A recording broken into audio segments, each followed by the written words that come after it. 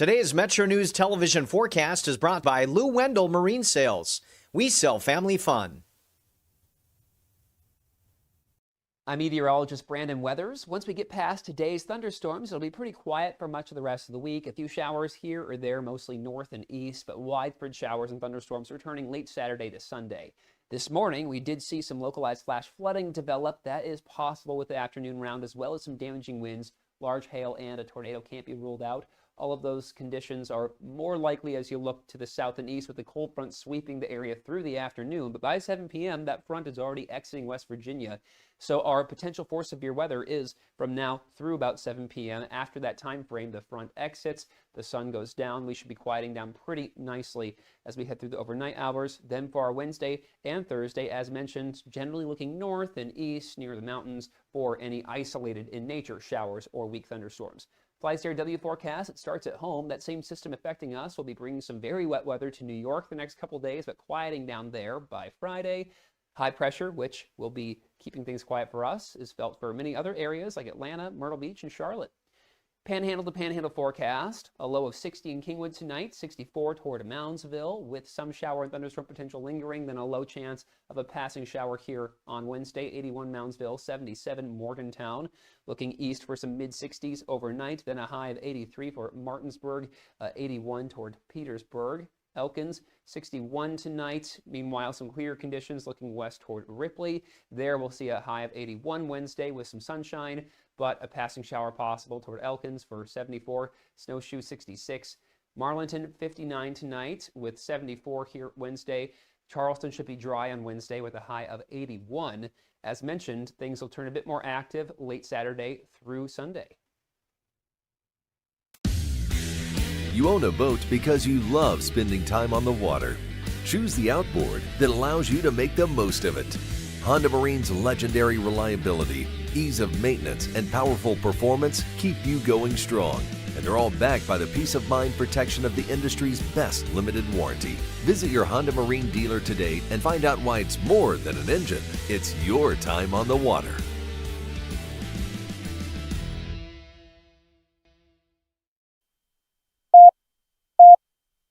5, 3, 1.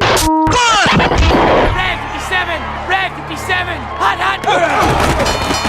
I don't believe what I just saw. Bill McKenzie kicks a 38-yard field goal on the final play of the football game. 5 seconds left in the game. Do you believe in miracles? Yes! It is a great night to be a Mountaineer wherever you may be. From the home of the state's land-grant institution, inside the Health Plan Studios, in the Dale B. Miller Building in Morgantown, it's time for the state's most listened-to sports talk show.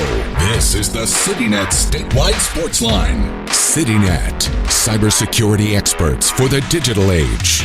And now, across the state of West Virginia and beyond, Sportsline is on the air. Sportsline for Tuesday, all back in the studio. Kyle Wiggs, Greg Hunter, Brad Howe with you, and a lot to do again tonight. Big Ten Media Days. Their commissioner, Tony Petitti, made some comments that were very interesting and follow on the back of some of the things we talked with U.S. Senator Shelley Moore Capito about last night in terms of the legislation before the Senate, the Protect College Sports Act, and there's been movement a little bit on that. So we'll get to that.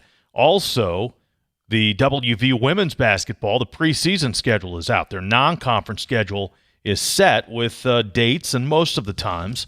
So if time permits, we'll get into that. Also, we'll have a guest tonight.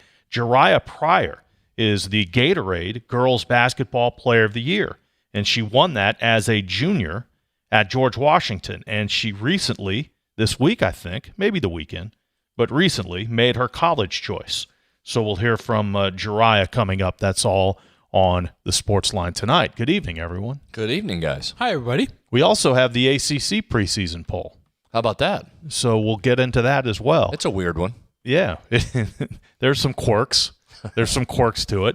All right, well, we're just rolling through the summer here with preseason camp, much anticipated start of preseason camp next week, but we've had a lot of material this week, including this Protect College Sports Act. We got the lowdown on it from Senator Capito last night, talked about some compromises or some changes that needed to be made, requested by the SEC and the Big Ten, and we got a little bit of an update on that today. Yeah, so I think there was a couple pieces of news that came out today, and the first one was really fast-acting. If you remember back to last night when we talked to Senator Capito, when we brought up the $25 million proposed retention pool, she really got animated during that part and was concerned about where the dollars were going. Well, that instantly changed today. That has already been reported that it's back down to a $20 million potential retention pool. So I thought that was significant on how surprised she was with the numbers and then how quickly that was backed off down to $20 million today. The other part, and probably the most significant news coming out today per reports, are that Senator Cruz and Cantwell have sent the revisions, as you just mentioned, to the Big Ten and the SEC, but have imposed a 9 a.m. tomorrow deadline on those two conferences to get back with final changes or sign off on this. And so there's a thought that if that does not get done by 9 o'clock, that for sure signals a delay in not being able to get this done by the time the recess hits, which, again, they're going to have to move quickly to get that done anyway, even if those two conferences sign off. But if that's delayed any further past that imposed 9 a.m. deadline, it looks like it may be headed for a delay. One of the last things Senator Capito said last night was, however, that it doesn't mean it's dead if it doesn't meet that August 7th deadline for the Senate recess. It can come back around, even though when they come back from their recess, it's all going to be on the election and it's going to be campaigning because of the midterm elections coming up in November. But she did say that, was asked directly if it doesn't happen before August 7th, is it done? Is it dead? And she said, no, it's not dead, but you can see why everybody would like it done now. Again, almost everybody you talk to in college athletics is looking for some level of certainty to whatever degree that can be. The hope was this would provide it in some certain areas, and you would like that heading in to the fall sports season. If you don't get it, Kyle, as you mentioned, it would seem fall is unlikely. Now you're pushing into the first of the calendar year, and we're almost through the sports season as you start to wind your way through the calendar. So let's get right to it here. Tony Petitti from Big Ten Media Day. That's the thing. The Big Ten gets this deadline. They're right in the middle of their media days. Of course, the coaches are talking, but the administrators getting this information today. And the Big Ten commissioner was asked what changes, what things did of course he can't speak for the SEC, but what changes, what things did the Big Ten want to see changed? Yeah, I would divide the bill into the two sections that it's in. So taking the second section first, which is really around the SBA and conference alignment and scheduling requirements and all of those things, and what you can do and third-party involvement in the makeup of conferences. We feel really strongly that that language has to be right. So making sure that we get the protections. There seems to be alignment in the direction with the senators. They understand our issues. I think we've been aligned with the SEC on pointing those out, which is really the case on most of the stuff around the bill that we've been really working together. So making sure we get that right in the back, because if Congress is going to be involved in deciding who can be in what conference and when you can move and how you schedule based on certain things happening, we just need to get that right. And so we want to make sure that the productive conversations we've had the last couple of weeks on that section specifically are reflected in the drafting of the bill. I'm optimistic that we should hopefully be able to move through that section quickly in this process when we get the bill. The second part, Scott, is the front of the bill, and that gets into issues around state preemption, particularly around the recruiting space. What can states still be put in a position where they can enact recruiting laws that will make it uneven in terms of how we compete? We need national standards. We've been clear about that. The liability protection. I think, as you know, has been reported, there's a lot being talked about around retention pools and how the House settlement should work around the revenue share with student athletes and the NIL opportunities. That's all very specific language that has to work together with the settlement, and so we need to see the language on all of that. Also, there's been, we put a lot of discussion in about the high school space and how money is spent in high school recruiting. So I would say all of that has to come together. And look, the last thing I'll say to your question is, we've got to look at the totality of the bill. We recognize that it's not going to be perfect for us in every one of those places. But at the end of the day, when the conference gets the bill, hopefully today, and we work through it, are we in a position where it does a lot more, it provides us a lot more help than not. And if we can get to that place, then we can move into a position very quickly to support it. But again, until I see where we are, we're not quite ready to say that, but I'm optimistic that today will be a really good day.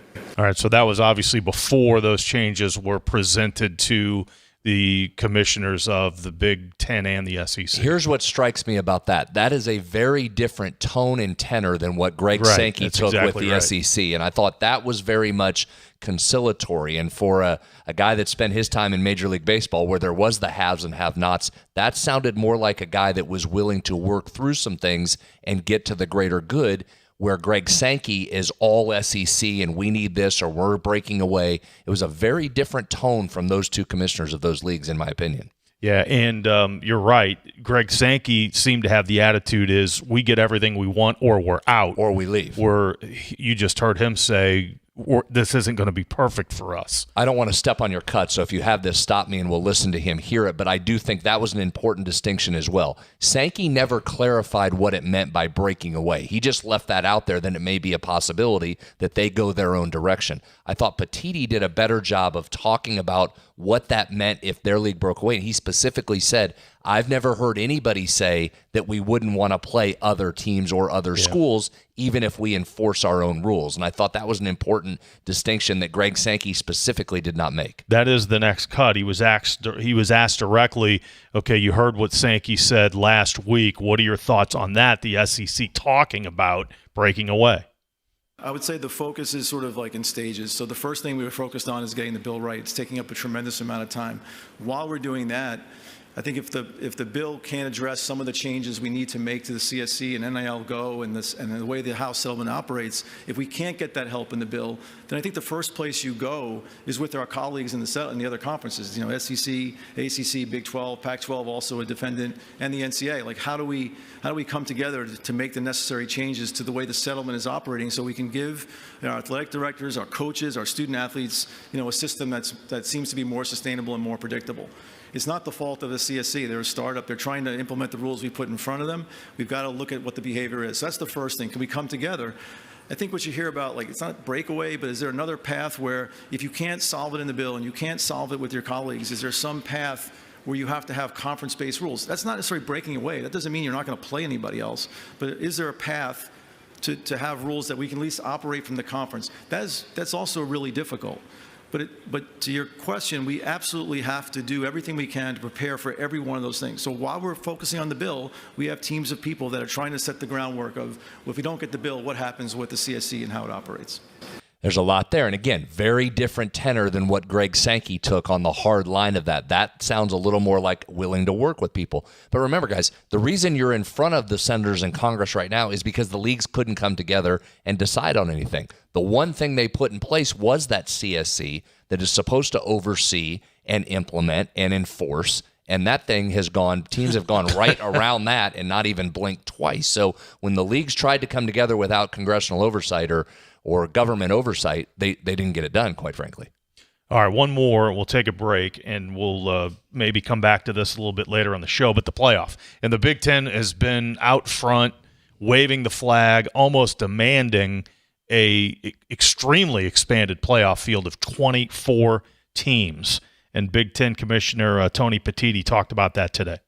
First thing I'll say about working with the SEC on the playoff and working with Greg specifically, I've never heard him say that he won't do the work and consider 24. I mean, he's been public about certain preferences he has, but he's committed himself to doing the work around all formats. And we've done the same thing. We have strong opinions about where the right path is. I think there's been an evolution since we were here last year about how people feel about 24 at this point, and we've made adjustments in our league. We were focused on automatic qualifiers. We're not focused on that anymore. We're looking at the committee picking the field of 24. We feel that ultimately will still unlock the power of scheduling that we want. So we work every day with it. I think the path is, you've got to be able to do this in a way that allows you to not play championship games. There's obviously significant economic value in our championship games across the P4. And so we've got to understand where that is. And if we can find the value, then I think it just changes the tone of the conversations. But it's been completely collaborative. And even though the memo gives the SEC and the Big Ten more, the operating decision-making in this process, we've really included, on a daily basis, our colleagues in the ACC, the Big 12, and everybody else in the CFP room. We're trying to do this together. I think there's been a lot of movement among coaches and ADs around the country that 24 is the right number. But we've got to see if it has the right value, and we've got to understand that process and how we schedule it and when. 2014 playoff. And again, that's a guy with a background in MLB, which has expanded the playoffs. And just looking before the show here, Major League Baseball, we're on the back half. There's roughly 50 games left. 23 of the 30 teams in Major League Baseball are within 5 games of a playoff spot. That's what it wanted. For right. a 162-game season, you wanted more fan bases engaged later in the season. I think college football would make the same argument to you, even though obviously the number of games is so short, is the more fan bases that are engaged later in the season, great. And if that means there's some blowouts in the first round of the playoffs, okay, so be it. There is now. There has been since the playoffs came into play. So it gives more fan bases a chance to be engaged. And the words you hear all the time from administrators and coaches and commissioners is access.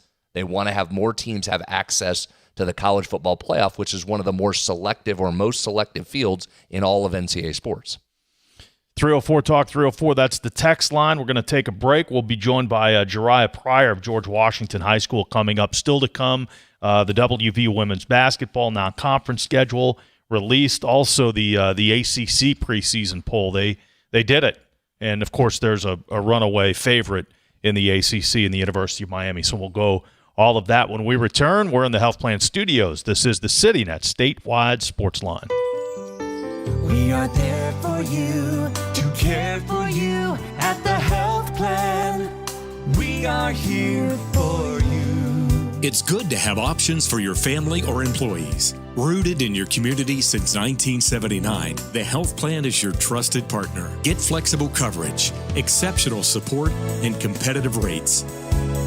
The Health Plan, we are here for you. If a fire occurred in your home, would your smoke alarms work? Don't wait for a tragedy to find out. Smoke alarms are designed to give you and your family the precious seconds you need to safely escape.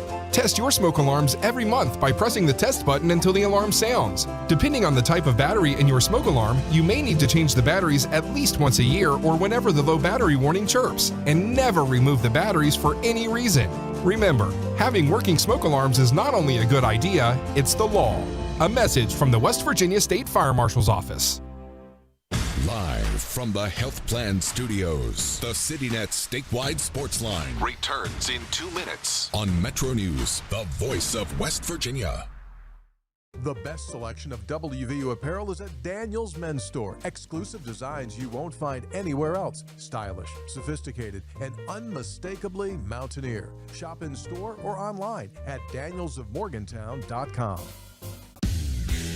You own a boat because you love spending time on the water.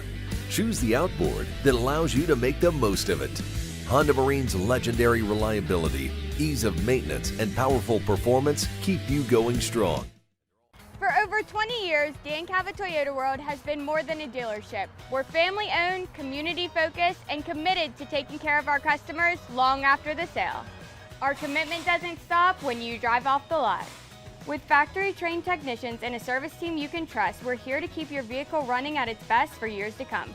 So when it's time to get your next vehicle, choose the dealership that's been serving the community for generations. Visit Dan Cava Toyota World in Fairmont. Shop the road. Of course, the LVA was brought into my life because I had a severe heart attack in November of 2024. And then I entered into congestive heart failure. Where he was in the course, we really had to go towards an LVAD. At that point, I was committed. At that point, I wanted to get better, and I wanted to see what this machine was going to do for me. With this therapy, he's thriving, doing well. And not only is he living, he's thriving. We're Panhandle Cleaning and Restoration, and we're gonna save you. We've got it down to a science, an absolute state of art. We do it all, restoration, cleaning, and reconstruction. When disaster strikes, just pick up the phone. We're Panhandle Cleaning and Restoration, and we're gonna save you.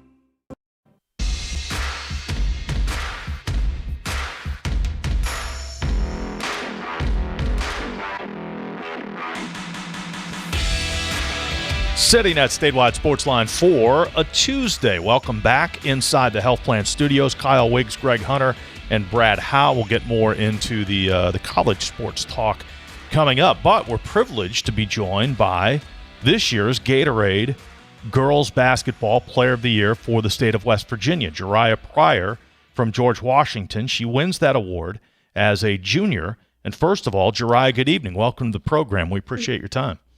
Hello. Thank you, guys. Let's talk about your recruiting decision. As a junior, you've got your entire senior season left, but you make the call this summer to commit to Bowling Green University. So take us through that process and what makes you excited about that program? I think what makes me most excited is the coaches. How so? Explain that a little further, Jeriyah. Because like talking to all the coaches, they're really like dedicated on me, and just like we talk like a lot, and they made me very comfortable. Jeriyah, if I'm not mistaken, they were one of the first schools to offer you, right? I mean, they offered you a couple of years ago, so you've had a long time to build a relationship with them. Is that part of where the comfort came from? Yes. So what about your game are you working on this summer? What areas do you want to improve? I want to improve on my shooting more this summer. So how do you do that? Is it just a matter of getting shots up? Do you play a lot of games? Have you hit the AAU circuit, things like that? What have you done this summer to improve your shooting? I would say working out, getting in the gym, and basically just getting in the gym and shooting a lot. Do we have a set amount of shots you either take each day or make each day? Is it that specific, or are you just going in for work? Just going in for work. Okay, you're not obsessive about that. There's not a make 250 shots a day or anything. Sometimes I would I just get on the shooting machine, try to make a certain amount, but sometimes I have someone to work out with, and we just do shooting. All right, so how do those drills go? How many threes versus pull-ups versus in the lane? What kind of different shots are you working on? Working out, we usually do, we start off with form shooting, drift shooting, on the catch, moving around, getting my feet set to, threes, mid-range, just, a lot of it, yeah. Who are you working with? All of the above. Who's your fundamentals coach? Who's working with you on your shot? Macy Mallory, Brian Mallory's daughter. Mm-hmm. I've been shooting with her recently. What did you think of the whole recruiting process? Some people like it, some hate it. Where were you? Did you want to get this over with, or did you enjoy it? I enjoyed it. I kind of wanted to take my time with it. Didn't want to rush anything. But when I thought it was right is when I committed. Were you hoping all along to have it out of the way before you got into your senior year, or like you just said, was it just the timing that it felt right? I just thought it felt right at the time. Does it feel like a relief now that you've said where you're going to not have to carry that into your senior year? Yes, kind of. Talk to us a little bit about the Bowling Green makeup, the roster, and some of the young ladies you've gotten to know, and what type of season they anticipate having this year. I think they're going to have a pretty good season. When I went on my visit, I talked to some of the players. I've seen them shooting around in the gym. Just got to talk to them a little bit. So style of play for Bowling Green, you're a player with great athleticism, can get up and down. How does Bowling Green attack? How will you fit into what they do? I think a 5-out, just play, not really I don't really know. Yeah, 5-out though. You'll play everybody, so which means you'll probably get up and down the floor a little bit too, I would think, right? Yeah. What about, go back to the coaches for a second. You said just how comfortable you felt with them. What was it? What are some other qualities you liked about this staff or the head coach in particular that led you down this path? Just talking to him just felt really natural. I'm a shy person, and then just talking to him, it just felt very natural, and I just felt very comfortable talking with him and all the other coaches. Your defensive game, obviously you've got your senior season to go, but to play at the next level, right? You got to defend harder. You got to be fundamental. What needs work there for you, do you think? I would say for my defense, more being more consistent, applying pressure on the ball at all times, and not just like slacking off, but like apply pressure all the time. Has it hit you yet? Your senior year is about to begin. I mean, those of us around the state go, oh, boy, there's this freshman. She's really good. And all of a sudden, now you're a senior. It's gone fast for us. What about for you? Yeah, it's pretty crazy that I'm a senior. It was a pretty fast year. They weren't lying when they said high school flies by. Isn't that the truth? Crazy that I'm a senior. Well, hang on, Jeriyah, because college may go even faster. And we're talking with Jeriyah Pryor, GW standout girls basketball player. Now, Jeriyah, these guys up here don't like to have conversations with me about uniforms, but I love to talk about uniforms. So you've got a big color change coming here. You're not going to be the maroon of the GW Patriots. You've got that nice bright orange on there. I'm a big orange fan. You like the orange there? Where's the orange? I love the orange. All right, where's that rate in your color palette of favorite colors? Where does orange fall? I'll give it an 8. Ah, very good. She's got to now. She's going to be a Falcon. Well, I like it. She's on it. So you're going to like the gear, too, that you get. You can wear that around. That's awesome. Good. So what about the shoes? Is that a part of it, or how does that work? Do you match the shoes to the uniform? Yeah, you got to match it all the time. That's right, Jeriyah. Tell him. Yeah, absolutely. Well, Jeriyah, two veteran teams played for the state championship this year. Parkersburg and Parkersburg South both had a ton of seniors. You didn't have that many seniors. The nucleus was yourself and Rihanna and a bunch of other juniors and sophomores. So talk about that a little bit going forward. Now you're the veteran team this year. How's that going to work with the players, your teammates, all the experience you've had? I think with one graduating senior and then all of us, we're all still going to be together. We're that chemistry. It's all still going to be there. So it's just like the team chemistry is going to be very well since we only had one graduating senior. We're all still going to be there together. How do you handle having the target on your back? For your first year, it was probably, a young player. Maybe you weren't the focus of the opposing defense. Since then, you're probably option number one at the head of the defensive scouting chart. So how have you handled that? The target on my back, I just like to embrace it. I just like to embrace the feeling of having that target on my back because I just feel like it means like a lot. You like that? Are you one of those players? I would assume you are, because usually when you're really good and elite like you are, you like to go into those opposing gyms. Everybody knows you're walking in the gym and you walk out of there with a win. Are those pretty fun? Yeah, it is. What's your summer been like? We interview the winners down at the state tournament on Saturday, and a lot of the girls will say, well, AAU practice is tomorrow or Monday. So, I mean, you waste no time getting back on the court. What was your summer like in terms of playing AAU and travel ball? Yeah, my summer has pretty much been only AAU and working out with the team and all of that. Have you had a chance for a vacation at all? I tracked down your head coach, Coach Jamie, today to try and get his permission to give you a call, and he was on a dolphin cruise down in Florida. So he's having a great vacation. Did you get a chance to take a vacation at all this year? Yeah, I had a three-day vacation. I went to Las Vegas. Oh, wow. Very good. That's a good spot. Yeah, just 3 days though, huh? Yeah. Because I actually had a AAU trip coming back from that when I got back. So, Jeriyah, what do you, other than basketball, and it doesn't sound like there's a lot of time for much else, what else do you like to do in your spare time? What are your interests? Outside of basketball, I like hanging out with my friends. I like baking.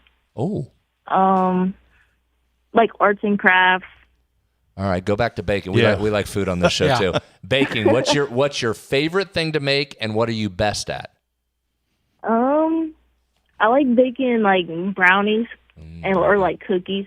But my favorite are like chocolate chip cookies. Very good. You're going to be a very popular teammate. in college, baking the brownies and the cookies all the time. Well, again, this has been fun. We appreciate your time. Congratulations. Headed to Bowling Green, but big senior season, right? The goal is to hopefully go out with a state championship. Yes. Very good. Well, again, congratulations. We appreciate your time, and best of luck to you. Well, I'm sure we'll be seeing you down there at the state tournament in Charleston next year. Thank you so much. Thanks very much. Jeriyah Pryor there. She won Gatorade Player of the Year honors as a junior this year, and is headed for Bowling Green after her senior season. And makes good chocolate chip cookies. I'm sure they're outstanding, no doubt.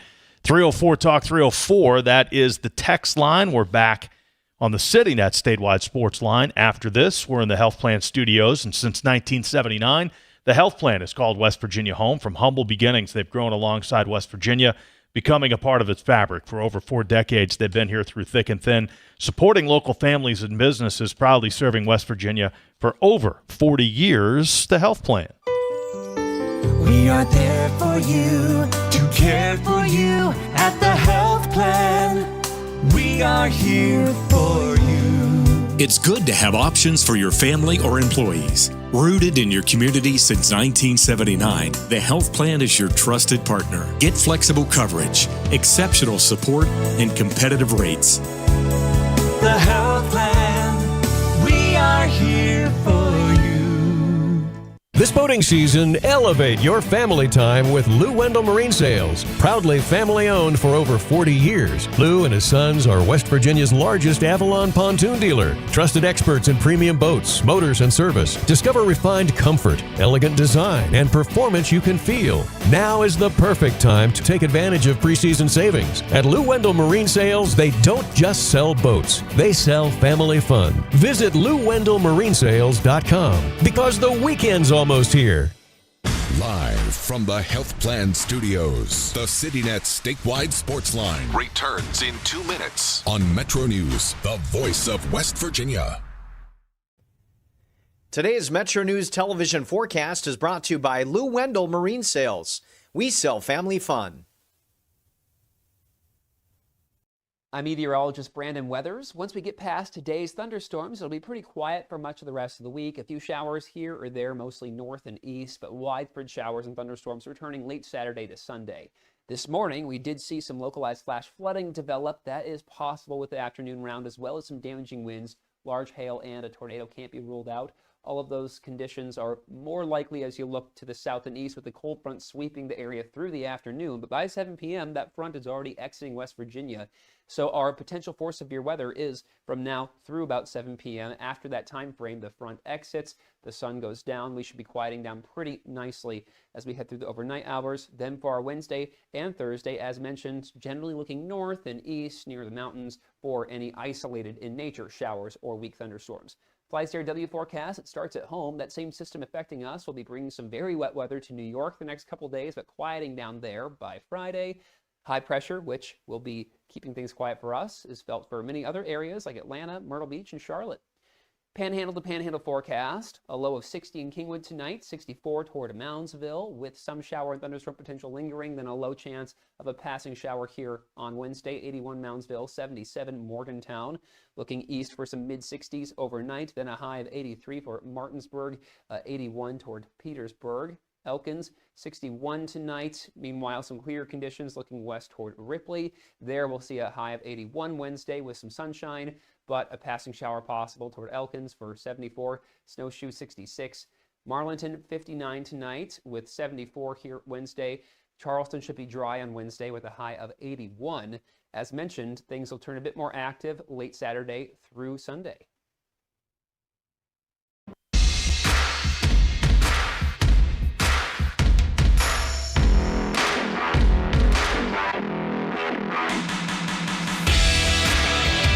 CityNet statewide sports line for a Tuesday night. Kyle, Greg, and Brad all in the studio with you. We'll get to some texts here. 304 Talk 304. We've got some opinions coming on the not so much on the legislation, but some opinions on the playoff, on the expanded playoff. Excellent. So we'll get like to that. it or don't like it? The consensus is consensus from the listeners. 24 may be a little bit too big. Okay. So we'll get to that in a minute. First, the WV women's basketball team released their non-conference schedule today in its entirety. So let's go over that. The first game, Tuesday, November 3rd, an early start, Tuesday, November 3rd at home to Rhode Island. Rhode Island had an excellent season last year, 28 wins. They won their conference tournament, went to the NCAA tournament for the first time in 30 years, but their coach left.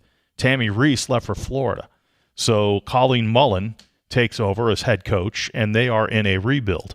So Rhode Island, Tuesday, November 3rd. Thursday, November 5th, a home game with the George Washington Revolutionaries. Women's basketball team. Anymore, nope, huh? they're the Revolutionaries. And they were a playoff team or a postseason team as well, went to the WNIT. And here's a little-known fact. The MVP of the WNBA All-Star Game from this past weekend, Jonquel Jones, she's a George Washington graduate. Little-known fact there. So starting out with a double bang of Atlantic 10. Right. Going back to the old days. Atlantic 10. Return trip to Georgia Tech on Sunday, November 8th. Georgia Tech came to the Coliseum last year. West Virginia won big, 82-50. But Georgia Tech was pretty good at home last year. 10 of their 14 wins came at home, including a win over number 18 Notre Dame at home. Beat them 95-90 in overtime. So Sunday, November 8th at Georgia Tech. Friday, November 13th, that's the Greenbrier game against Northwestern. No time set for that yet. Northwestern struggling big time. They are 10-62 in the Big Ten the last 4 years. And last year they really, really struggled. Lost 21 of their final 23 and got their head coach fired. So that's the Greenbrier matchup against Northwestern, November 13th. Tuesday, November 17th. That's a Friday night, by the way. Tuesday, November 17th, home to Akron. This is your education game, Greg. 10:30 a.m. And again, the loudest the Coliseum will be at any point, at any juncture all season. I don't care who they play or how that game comes about. The best. Those are always so much fun. I love that day. Exactly. And I always wonder how they present this to the opponent when they say, you know what, we'd love to have you come in, but we're going to have 10,000 screaming elementary school And it's going to be people 10:30 in the morning. Yeah. So, but they've gotten many an opponent to do this. It's the most enjoyable atmosphere I see all year. Well, those are opponents like us. The three of us would agree to a 10:30 tip-off. Let's go. Play the game. No doubt. Okay, so that's the education game, Tuesday, November 17th at 10:30 a.m.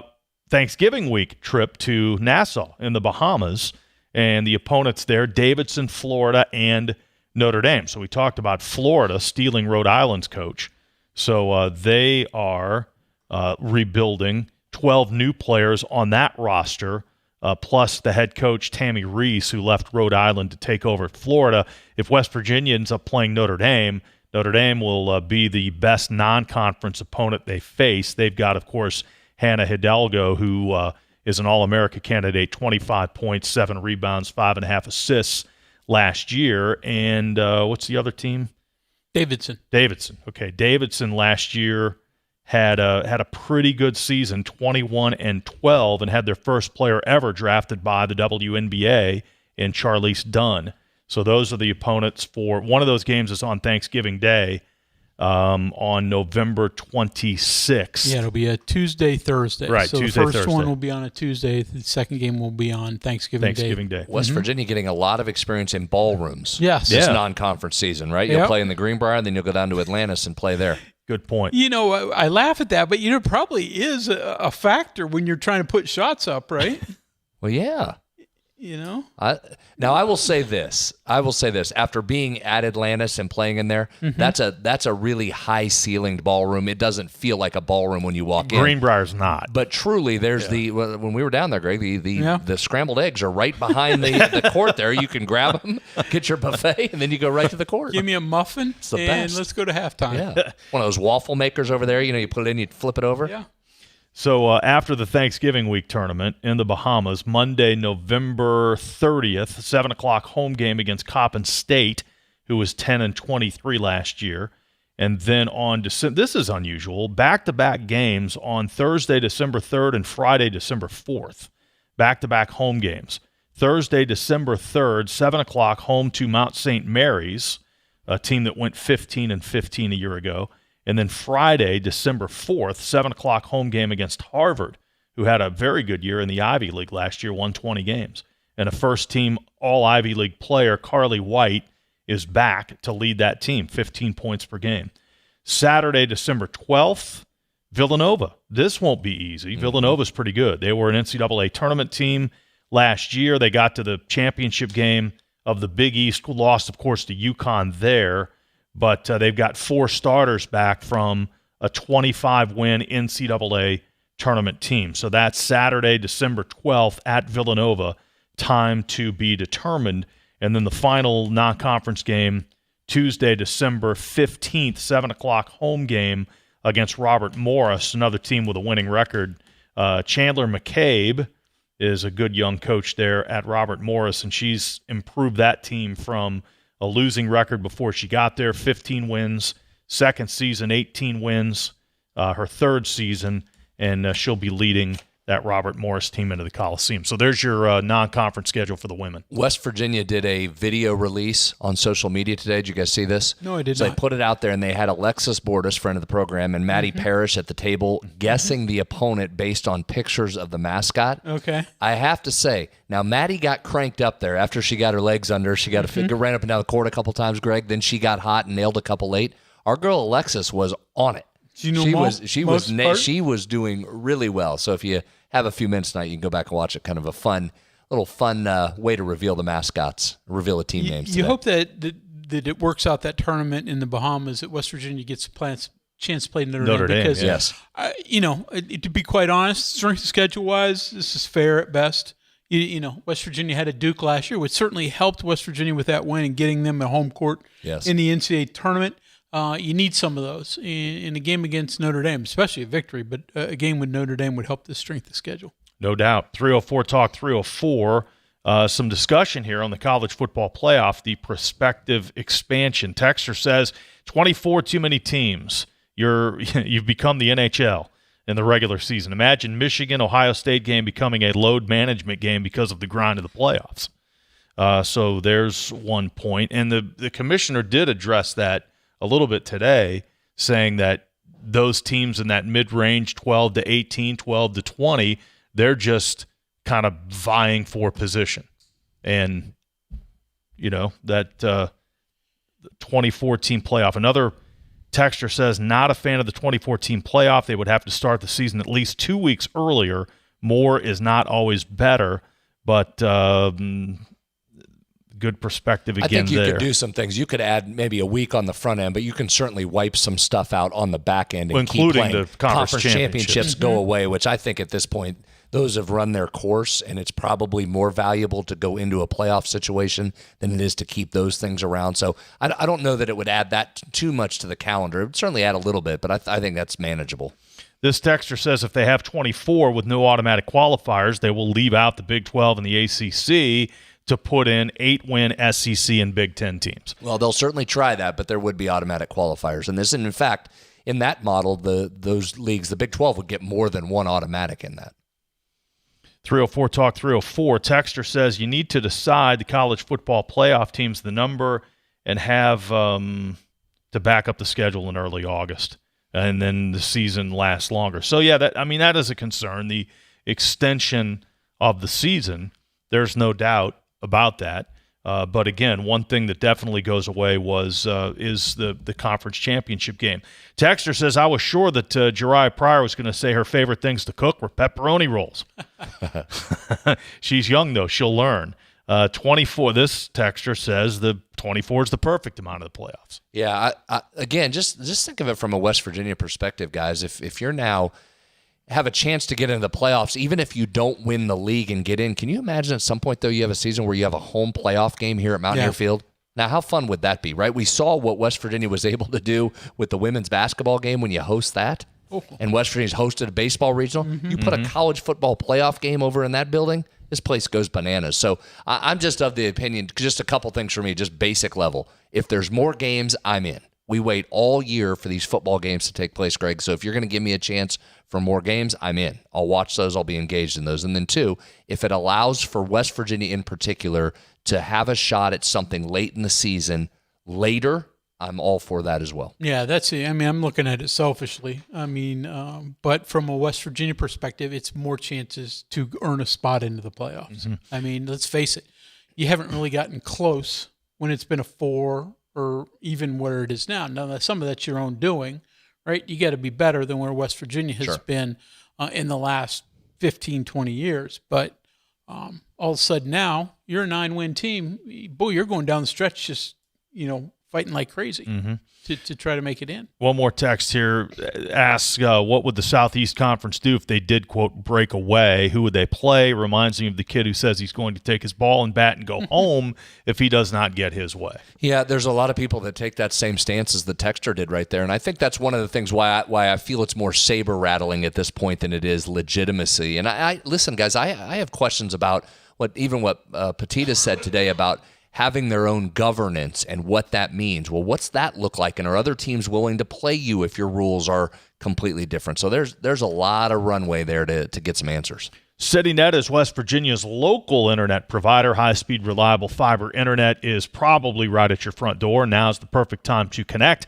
Local customer support you can trust. Fast, reliable fiber internet built for everyday life. When it's high-speed internet you need, CityNet.net connects, protects, and perfects. Hey, this is Brad Howe for your local internet provider, CityNet. High-speed fiber internet is probably at your front door, and now's the time to connect. Your tax dollars helped expand broadband access across West Virginia, and CityNet makes it real. More rural communities in West Virginia can finally get the high-speed internet they deserve. With free equipment, free installation, no contract, and local support you can trust. So whether you're streaming, working, gaming, or running your business, CityNet delivers the speed and reliability you need. When it's high-speed internet you need, CityNet.net connects, protects, and perfects.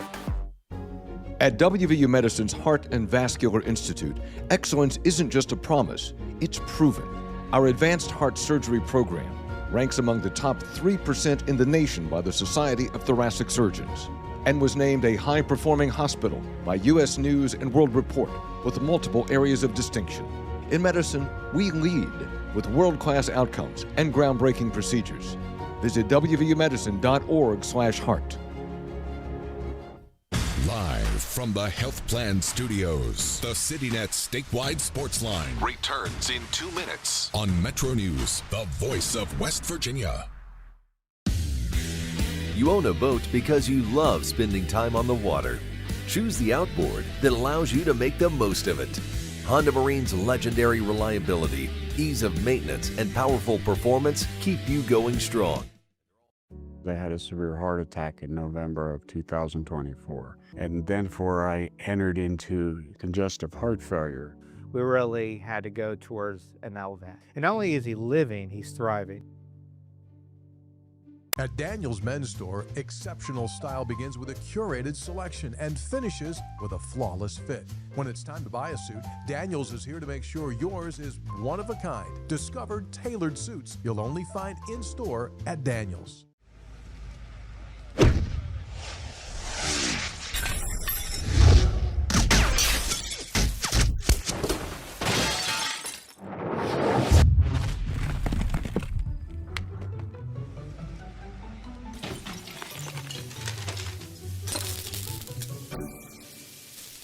I'm Sean Kovich, Mountaineer Golf Coach. When disaster strikes your home, business, or golf game, call the restoration company the Mountaineers call. Panhandle Cleaning and Restoration. For over 20 years, Dan Cava Toyota World has been more than a dealership. We're family-owned, community-focused, and committed to taking care of our customers long after the sale. Visit Dan Cava Toyota World in Fairmont. Shop the world! Leading the efforts to build a stronger West Virginia, the High Technology Foundation has a proven plan to strengthen and diversify our state's economy. The I-79 Technology Park's high-capacity infrastructure continues to attract advanced federal operations that are driving economic growth. This keeps our young, educated residents in the state and brings West Virginians home. The High Technology Foundation, building a stronger West Virginia. Learn more today at WVHTF.org.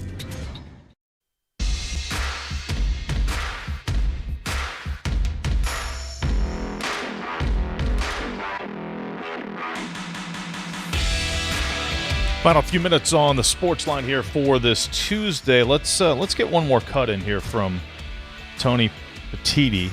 the Big Ten commissioner, and talked a little bit about this with the roster retention, that money being thrown around, and all of a sudden you've got a $50 million payroll, right, for your athletic teams, and the costs just continue to rise, and the Big Ten commissioner was asked directly about that. I think the biggest thing to your question is, every institution is slightly different in terms of the resources, how many sports they sponsor, what their revenue profile is. I think the thing that we're focused on is trying to get to a sustainable growth level in terms of what the revenue share looks like and the NIL opportunities for student athletes. I mean, I don't think you'll talk to an AD or even a coach or anybody in the country who will tell you that exponential growth, every portal, is the right model. It doesn't, we need to get to a place where we can have a model of growth that's more realistic and looks more like what our revenue growth could possibly be. So I think that's where that is. On the good side of all of this, like that's away from, the transactional nature, is that we're fortunate that, fans are coming to watch and give us their time in record numbers. So we have that going really well. We've just got to solidify this other piece. And a lot of businesses would really be worrying about the first piece, which is how do I engage with my fans and my customers and how do I grow my audiences. We're doing that better than we ever have. I think the 2014 playoffs is an opportunity to expand that. I think what you're seeing in women's sports and Olympic sports in terms of at least some of the record attendance numbers and viewership, volleyball is growing by leaps and bounds. We're excited about bringing 4 teams to Wrigley. So I think you're seeing all of that. But I think the key thing to your question is we've got to get to some level of growth that's more realistic in terms of how the costs keep rising. Yeah, he's right there, I think, in a couple ways. Again, very balanced approach. First and foremost, we say this all the time. College sports is an absolute mess off the field. But you know what saves it time and time again? Games. When games begin. Yeah. It's also part of why if you tell me there's a 2014 playoff and we have more time taken up with games being played and less time where we're sitting around talking about this stuff, that's a win to me. Get more games. That always gets it done. But number 2, everybody agrees with that. The way it's going now with the growth year over year where this money is going is not sustainable. There's going to be not only donor fatigue, it's going to be hard for teams to keep up. So you're looking for that certainty in some form. ACC preseason media poll is out. Miami, the runaway favorite, 165 first-place votes. 6 for SMU, second. 4 for Louisville, picked third. Clemson got the second most first-place votes, but they're 4th overall. Georgia Tech is 5th. Virginia, West Virginia opponent, is 6th. So the rest of the top 10, NC State, Virginia Tech, Pitt number 9, Duke number 10, Florida State with 3 first-place votes at number 11. Then Cal, Wake Forest, Syracuse, North Carolina, Boston College, Stanford picked last, but somebody voted them first.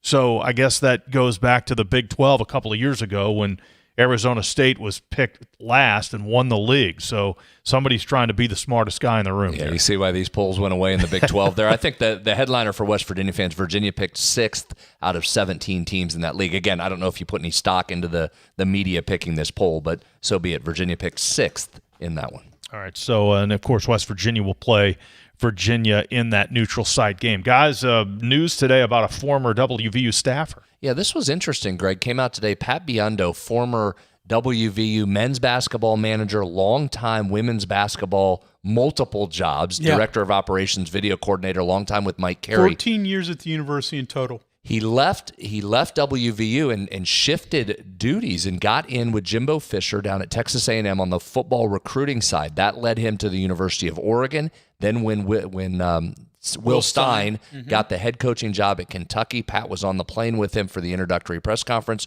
goes to Kentucky as their football general manager. Reports had Pat as one of the top 15 highest paid GMs in college football. A lot of people think Kentucky had a top 15 portal class last year. Pat got a lot of credit for that.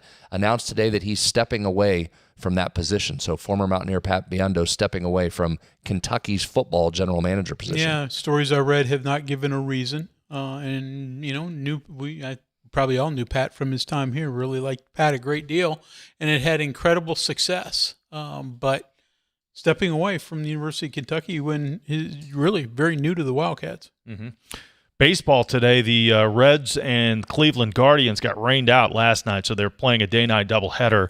And in the day game, Chase Stalater was all over this one.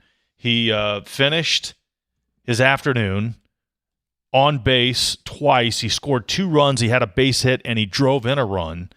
He drove in the Cleveland came from behind. He drove in the game-tying run with a sacrifice fly, then was on base and scored the winning run as the Guardians beat the Reds by a final of 6-5. So big day for Chase DeLauder. Wasn't in the outfield today, was the DH, but on base and a major contributor to that Guardians win over the Reds today. And, of course, the Pirates begin the day tied with Arizona for the final wild card spot in the National League, and that game is underway. Arizona scored a run in the first, so they lead the Pirates 1-0. They're headed for the second inning there. Big series in the Central, Greg. Kyle must not have seen this, but Cubs and Cardinals playing. Yeah. Cubs took game one of the series there. I'm sure Kyle didn't see that yet, so want to make sure we get that update in. Matthew Libator wears me out. Gave up runs in each of the first 3 innings. But there's always today. That's the thing about baseball. There's always today, right? Game 2 of the series coming up tonight. All right, thanks to our guests, and Greg and Brad and I will be back tomorrow. Thanks for listening and watching the CityNet statewide Sportsline.